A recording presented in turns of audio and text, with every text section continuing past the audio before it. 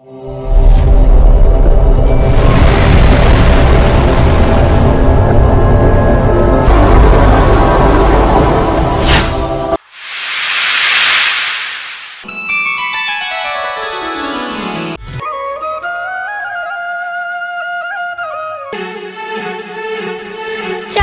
કરીએ આપણે દિલ ખોલીને વાત, ચાલો કરીએ આપણે દિલ ખોલીને વાત. એક મુલાકાત, એક મુલાકાત, એક મુલાકાત, એક મુલાકાત. મુલાકાત, મુલાકાત, મુલાકાત, મુલાકાત. દિવસ કે રાતની કરીએ આપણે વાત, દિવસ કે રાતની કરીએ આપણે વાત. એક મુલાકાત, એક મુલાકાત, એક મુલાકાત, એક મુલાકાત. મુલાકાત, મુલાકાત, મુલાકાત, મુલાકાત.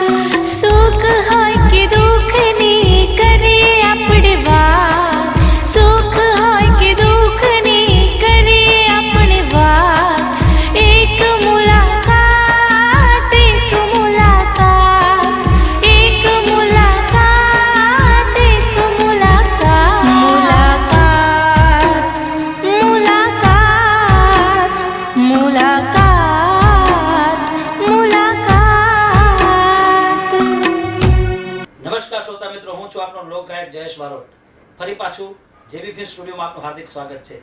આવી ગયા છીએ અમે એક મુલાકાત કાર્યક્રમ લઈને. સુપર હિટ ગુજરાતની નામાંકિત, આપને સૌની ગમતી, આપને સૌની લાડકી, આપ અવારનવાર ટીવીના માધ્યમથી, ફિલ્મના માધ્યમથી જેને જોઈ ચૂક્યા છો એવા ગુજરાતી ફિલ્મના હિરોઈન, હિન્દી ફિલ્મના હિરોઈન એટલે કે અપૂર્વા પંડ્યાજી. અપૂર્વા પંડ્યાજી, આપનું જેબી ફિલ્મ સ્ટુડિયોમાં હાર્દિક સ્વાગત છે. નમસ્તે, આટલું સરસ ઇન્ટ્રોડક્શન આપવા માટે. મેડમજી, હું તમને ખાસ નવા વર્ષના પહેલા તો હેપી ન્યુ યર. આપણું આ નવું વર્ષ ખૂબ સરસ જાય, સુંદર જાય. થોડી વાર પહેલા આપના પતિશ્રીએ આપના બહુ વખાણ કર્યા છે, એમની મેં મુલાકાત લીધી, એક મુલાકાત, જિજ્ઞાસુભાઈ પંડ્યા. મિત્રો, ખાસ જણાવી દઉં, દશામાના આશીર્વાદ પિક્ચર આપણે બધાએ જોયું હશે, અને એમાં જે મારી સાથે નેગેટિવ કેરેક્ટરમાં જોયા હતા એ જ અપૂર્વા પંડ્યા આજે વેસ્ટર્ન ડ્રેસમાં આપણી સામે છે. એટલે એ ચણિયાચોળી પહેરી હતી, મારી સામે આંખો કાઢતી હતી, એમાં મને કેન્સરનો બીમારી બતાવ્યો હતો, મારા લોહીનો વોમિટો થઈ હતી, અને આમ ને આમ જ મારી સામે જોતા હતા. એક સીનની મને યાદી આવે છે, એક સીન અમારો હતો કે જેની અંદર મને લોહીની વોમિટ થાય છે, મારી બેન આવે છે, એને ખબર નથી પડવા દેતો. અને એ વખતે અમે શૂટિંગ ચાલુ, શોટ હોય છે, અમારો કેમેરો ચાલુ હોય છે, એમાં ઇમોશનલ એકદમ સીન ચાલતો, એમાં મેડમની એન્ટ્રી થાય છે. મેડમ આમ આવીને કહે છે, હે ભક્તાણીની દીકરી, ઊભી થાય હતી, તારે કોઈ ભક્તિ નથી કરવાની. પછી એ છોકરી, મારી જે બહેનનું કેરેક્ટર, એ છોકરી ત્યાંથી નીકળી જાય. પછી આ બેનને નીકળવાનું હતું, મારા મેડમને નીકળવાનું. તો મેડમ છે ને આમ કરીને એક્શનમાં ભૂલી ગયા કે મારે નીકળવાનું છે. એટલે પછી એ વખતે ચાલુ સીનની અંદર કરીને હું આખો ટર્ન થયો, મેડમ નીકળો, ત્યારે મેડમ નીકળ્યા. આવી કેમેરા પાછળની ઘણી બધી અંગત બાબતો અને મસ્તી. એકચ્યુઅલી હું એટલી બધી કેરેક્ટરમાં ઘૂસી ગઈ હતી કે જયેશભાઈને યાદ કરાવવું પડ્યું હતું કે હવે તમારે નીકળવાનું છે. એટલે એમના વાઈફનો રોલ બરાબર આમ જોરથી આમ નિભાવતી હતી. એટલે એમને એવું થઈ ગયું કે બસ ઘરે તો હોય છે પણ અહીંયા બી, એટલે કે તમે નીકળો કે અહીંયાથી. અપૂર્વાજી, તમને મને ખરેખર એવો આનંદ થયો. આ બધી વાતો એટલા માટે જ નીકળી કે અંદરથી ઉગે અને કોઈ ના ઉગે. આ જે નીકળ્યું ને એ અંદરથી તમને ઘણી બધી વાતો છે આપણી કે જે શૂટિંગમાં આપણે બહુ બધી મસ્તી કરી છે. ઇવન સિરિયસ બી થયા છે, મસ્તી બી કરી છે. કામના ટાઈમે કામ હોય છે, પણ જ્યારે મસ્તી કરવાની ત્યારે ખૂબ મસ્તી કરેલી છે. એવી રીતે જ કારમાં ચાલુ થાય છે તો જ મજા આવે છે. કારણ કે એકલું શૂટિંગ કર્યા કરે ને એકબીજા જોડે વાત ના કરે ત્યાં સુધી મજા ના આવે. આપણે ગુજરાતીઓનું એક એવું હોય જ કે ખાવા પીવાનું અને મસ્તી કરવાનું. શ્રોતા મિત્રો, આ અપૂર્વાજી ખાલી આલ્બમ્સ કે ટેલિફિલ્મ કરે એવું નથી, એમને ઘણી બધી હિન્દી ફિલ્મો પણ કરી છે. અને ખાસ કરીને હું એક ગોરી તારો પીયુ કરે પુકાર, મારા પરમ સ્નેહી મિત્ર, જે અમે સાથે બહુ કામ કર્યું છે, એવા હર્ષુભાઈ પટેલ, એમની જ એક ગુજરાતી ફિલ્મ એટલે પીયુ કરે, ગોરી તારો પીયુ કરે પુકાર, એ ફિલ્મની અંદર આમ મેડમનું બહુ જબરજસ્ત કેરેક્ટર હતું. અને જે વિદેશની અંદરથી એમને આમંત્રણ આપવામાં આવ્યું છે. અને આગળની વાત તો હું એમના મોઢે કહીશ તો સારું લાગશે, કારણ કે મને ઇંગ્લિશ આવડે નહીં, હું કોઈ દિવસ પરદેશમાં જતો નહીં, મને કોઈ દિવસ કોઈ લઈ નહીં જતું, મને કોઈ બોલાવતું નહીં. આ મેડમને કદાચ પાલો પકડી લે એટલે મેળ પડે તો. તમારે અહીંયા કામ જ એટલું હોય છે કે ત્યાં જવાની જરૂર નથી પડતી જયેશભાઈ, એવું છે આમાં. હા તો મને આ પીયુ તારો પીયુ કરે પુકાર એની વિશે મને જણાવશો થોડું. પીયુ તારો ગોરી કરે પુકાર એ મૂવી અમે લોકો હર્ષુભાઈ પટેલ દિગ્દર્શક છે, એમણે આ મૂવી બનાવ્યું છે. 15 to 20 ડેઝનું અમારું શૂટ હતું, એમાં બી ઘણી બધી મસ્તી કરી છે અને ઇમોશનલ શૂટ. એમાં હીરો કોણ હતા? એની અંદર વિક્રમભાઈ ઠાકોર, જીતુભાઈ, જગદીશભાઈ ઠાકોર, જે અત્યારે અહીંયા ઉપસ્થિત નથી. ભગવાન એના આત્માને શાંતિ આપે. ખૂબ જ સારા આર્ટિસ્ટ, અપૂર્વા પંડ્યા, કિરણ આચાર્ય, હું પોતે, પછી પ્રિયંકા નડિયાદવાલા, અમે લોકો ઘણા બધા આર્ટિસ્ટ હતા ખૂબ. અને એ વખતે શૂટિંગ ચાલતું હતું અને મારું કેરેક્ટર બી સારું હતું. એ દરમિયાન મને યુનિસેફ દ્વારા ઇન્ટરનેશનલથી એક અપ્રોચ આવ્યો હતો કે તમે અહીંયા બી તમે આવીને તમારું મૂવીનું પ્રમોશન્સ તેમજ આપણા લોકનૃત્ય, લોકગીત ગુજરાતી તમે ત્યાં આવીને પરફોર્મન્સ તમે ત્યાં આપો એવું હતું. અમે લોકો મારું એવું હતું કે લાસ્ટ સીન મારો બાકી હતો એ મૂવીમાં, અને એ દિવસે એક જ દિવસમાં હર્ષુભાઈ પટેલે એ મૂવીનો શોટ પતાવ્યો એક જ દિવસમાં એમણે. અને રાત્રે મારી ફ્લાઇટ હતી 7:30ની આસપાસ. મને અત્યારે યાદ છે કે અમે એ શૂટ કમ્પ્લીટ કર્યું હતું. 7 o'clock મોર્નિંગે ચાલુ કર્યું હતું અને ઇવનિંગમાં 7:30 એ શૂટ કમ્પ્લીટ કર્યું. અને હાલોલ સ્ટુડિયોમાં એ મૂવી ચાલતું હતું. હાલો લકી સ્ટુડિયો. હા, હાલોલ લકી સ્ટુડિયોમાં. અને ત્યાંથી અમે લોકો તરત જ પતાવીને એમણે મને તરત જ કીધું કે હા પેકઅપ કરીએ છીએ, તમે જઈ શકો છો. એ દિવસે મારું શૂટ કમ્પ્લીટ કર્યું. એટલીસ્ટ 4 ડેઝનું શૂટ હતું અને 4 દિવસનું શૂટ એમણે એક જ દિવસમાં કમ્પ્લીટ કર્યું. અને હું તરત જ મારી રાત્રે ફ્લાઇટ હતી અને પછી હું જોર્જિયા ગઈ. ત્યાં અમારા મૂવીનું એક સોંગ હતું, ત્યાં મેં પરફોર્મન્સ આપ્યું. ત્યાં એ લોકોને ખૂબ જ ગમ્યું જયેશભાઈ. તેમજ આપણું ગુજરાતી ગરબા એનું બી અમે લોકોએ પ્રદર્શન ત્યાં આપ્યું અને ખૂબ જ મજા આવી. અને ત્યાં અમને એવોર્ડ બી મળ્યો.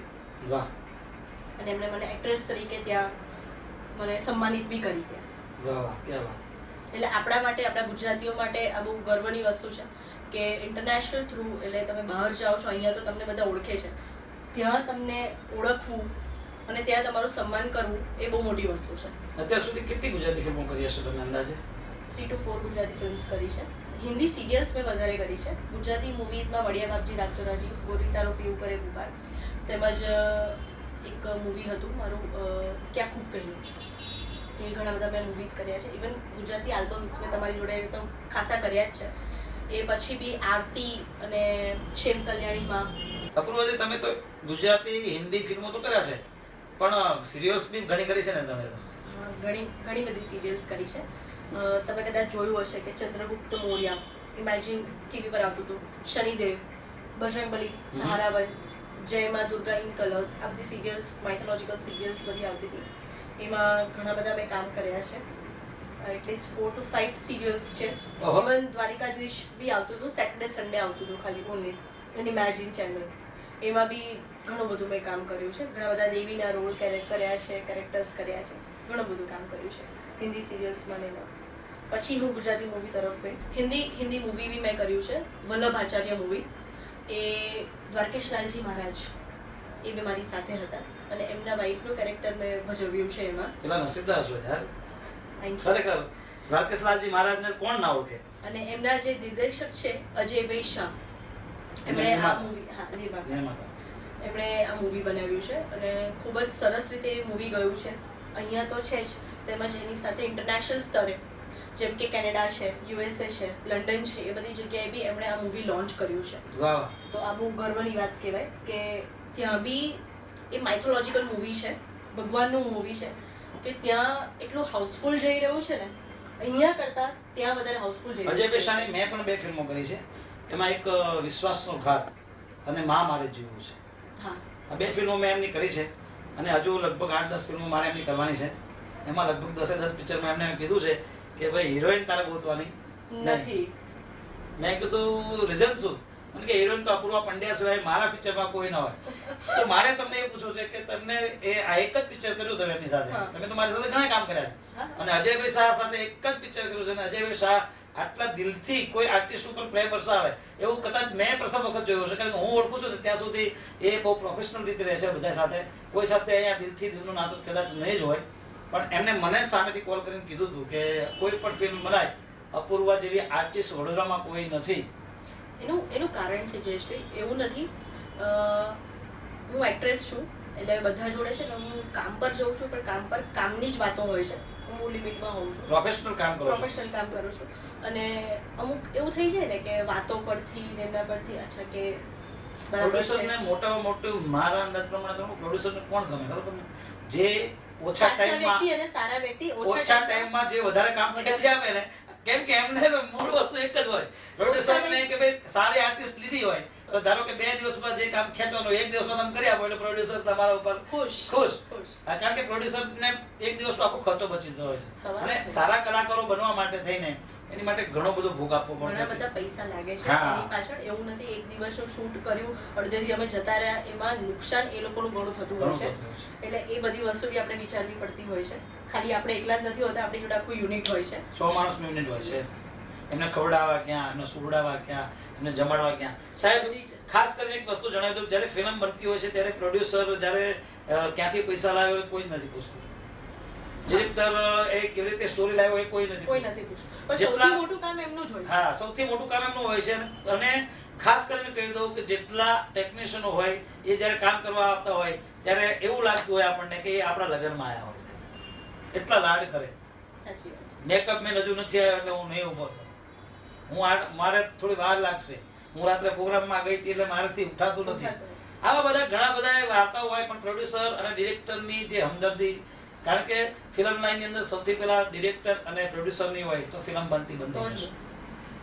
ગોવિંદભાઈ પટેલ જ્યારે એક્સપર્ટ થઈ ગયા ત્યારે મેં એના માટે એક ગીત લખ્યું હતું કે લાખ મરો તો ભલે મરો. લાખ મરી જાય ને, જેનું વેલ્યુ ના મરી જાય તો કોઈ અફસોસ ના થાય. લાખ મરો તો ભલે મરો પણ ના મરે લાખોનો પાલનહાર. ના મરે લાખોનો પાલનહાર.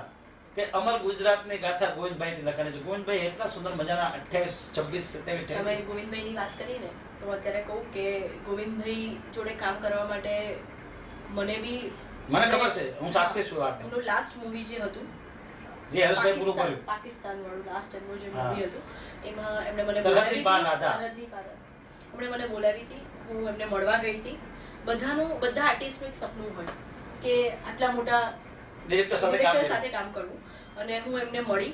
એમણે મને ઓફિસમાં 5 મિનિટ અમે ખાલી મળ્યા છે અને એમણે ઓડિશન લીધું મારું. મને કીધું તમે એક ડાયલોગ બોલશો? મેં કીધું હા.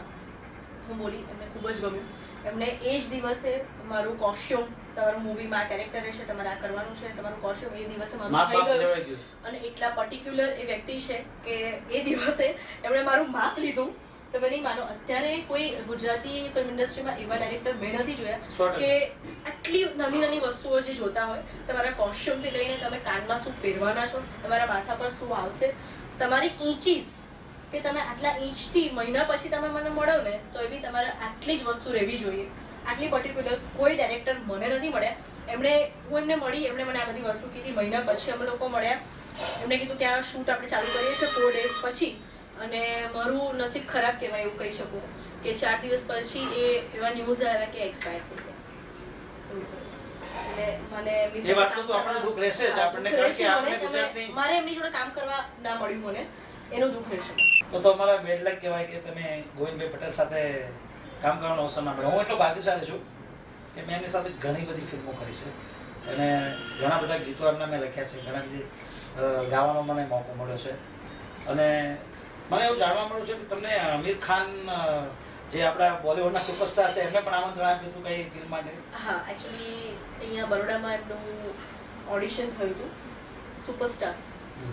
તમે આમિર ખાનનું જે મૂવી જોયું હશે સુપરસ્ટાર, એમાં અહીંયા ઓડિશન હતું બરોડામાં. મેં જઈને ત્યાં ઓડિશન આપ્યું. લગભગ એવું કહેવાય કે 25 થી 30 જણ હશે ઓડિશનમાં. મોર્નિંગથી ઇવનિંગ થઈ હતી. મારો નંબર આઈ થિંક 4:30 ની આસપાસ આવ્યો હતો. એમના વાઈફ અહીંયા પોતે આવ્યા હતા, કિરણ બેન અહીંયા પોતે આવ્યા હતા. એમણે ઓડિશન લીધું હતું. એમનું આખું ક્રૂ મેમ્બર હતું. ઓડિશન મેં એમનું પાસ કર્યું અને વિધિન 2 કે 3 days પછી એમનો ફોન આવ્યો હતો કે તમે આ મૂવીમાં સિલેક્ટ થયા છો અને આ મૂવી તમારે અહીંયા એરપોર્ટ પર બોમ્બે એરપોર્ટ પર તમારું શૂટિંગ થશે 4 ડેઝનું શૂટ છે તમારું અને ત્યાં જ રહેવાનું છે, ત્યાં જ તમારે શૂટ કરવાનું છે. પહેલાં તો આ વસ્તુ સાંભળીને ખુશ થઈ ગઈ. એટલે કોઈ બી આર્ટિસ્ટ હોય કે સ્વાભાવિક છે કે બરાબર. તમને મૂવીમાં ચાન્સ મળે અને આવી સારી પછી જગ્યાએ, આવી વ્યક્તિ સાથે હા આવી વ્યક્તિ સાથે કે તમે આ મૂવી કરવાના છો. પહેલાં તો હું ખુશ થઈ ગઈ. 5 મિનિટ પછી મને એવું રિયલાઇઝ થયું કે જોર્જિયામાં બી મારે જવાનું હતું અને મેં એમને ડેટ પૂછી કે ડેટ કઈ છે. એમને 19 ડેટ કીધી હતી, મને હજુ બી યાદ છે, 19 તારીખ. અને એ 19 તારીખે મારે રાત્રે ફ્લાઇટ હતી અને એ જ દિવસે મોર્નિંગથી શૂટ ચાલુ થવાનું હતું મારું. એ બીજું બેડ બીજું બેડ લક મારું કે એ દિવસે મોર્નિંગથી શૂટ ચાલુ થવાનું હતું અને ત્યાં 4 ડેઝ મારે કાઢવાના હતા અને એ જ દિવસે રાત્રે 19 ને મારી ફ્લાઇટ હતી. એટલે પછી મને થયું યાર એ લોકોએ ત્યાં હોર્ડિંગ્સ બી મારા લગાવી દીધા હતા. એટલે બંને જગ્યાએ ઇમ્પોર્ટન્સ સેમ જ હતું કે ક્યાં જવું ક્યાં ના જવું. પણ કોઈ બી એક જ વસ્તુ કહેવાય છે ને કે કોઈ બી એક જ જગ્યાએ તમે જઈ શકો, કારણ કે મારી 2 પ્રતિબિંબ તો છે નહીં, એક જ જગ્યાએ તમે જઈ શકો. હું મારી જાતને ધન્ય માનું છું કે આજે આ બોલિવૂડ સિંગર આમિર ખાન સાથે ગુજરાતના ભીષ્મપિતા ગોવિંદભાઈ પટેલ સાથે જેનું સિલેક્શન થયું એવી હસ્તી સામે બેસવાનો મને અવસર મળ્યો છે. અપૂર્વભાઈ પંડ્યા એટલે કોઈ મામૂલી હસ્તી નથી મિત્રો.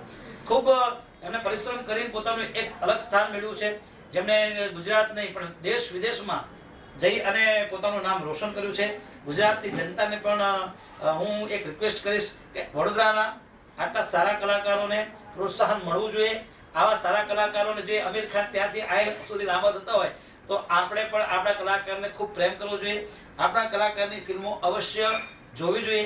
આપણા કલાકારને પ્લેટફોર્મ મળે એ માટે એની માટે કોમેન્ટો જરૂરી છે. તો એમને પણ ખબર પડે કે મારે આમાં કંઈક ઉણપ છે, કંઈક ને કંઈક ખામી તો હરેક કલાકારમાં હોય છે. તમે ઓડિયન્સ છો તો અમે છે, તમે જ અમને જોશો તો જ એ આપણા ભગવાન છે. હા એ જ આપણા ભગવાન છે. હા એ જ આપણા ભગવાન છે. અને સૌથી મોટું થેન્ક યુ તો જેબી ફિલ્મ સ્ટુડિયો અમારા જયેશભાઈને કે આટલી સરસ વાતો કરવાનો લાહવો તમે અમને આપ્યો.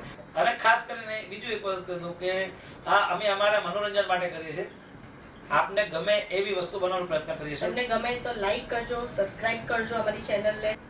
શ્રોતા મિત્રો, ખરેખર એમની સાથે વાત કરવાની બહુ મજા આવી, તમને પણ સાંભળવાની મજા આવી હશે. તો આજના કાર્યક્રમનો સમય અનુલક્ષીને અહીંયા અમે વિરામ આપીએ છીએ. આવતા શુક્રવારે બપોરે 12 વાગે ફરી મળીશું નવા મહેમાન સાથે. ત્યાં સુધી મને અપૂર્વાજી પંડ્યાને રજા આપશો અને જેબી ફિલ્મ સ્ટુડિયોને સબસ્ક્રાઇબ જરૂર કરજો. પાછા પેલી ઘંટડી વગાડવું ભૂલતા નહીં હો. હા ચાલો બધા જય માતાજી કરો. જય માતાજી. જય માતાજી.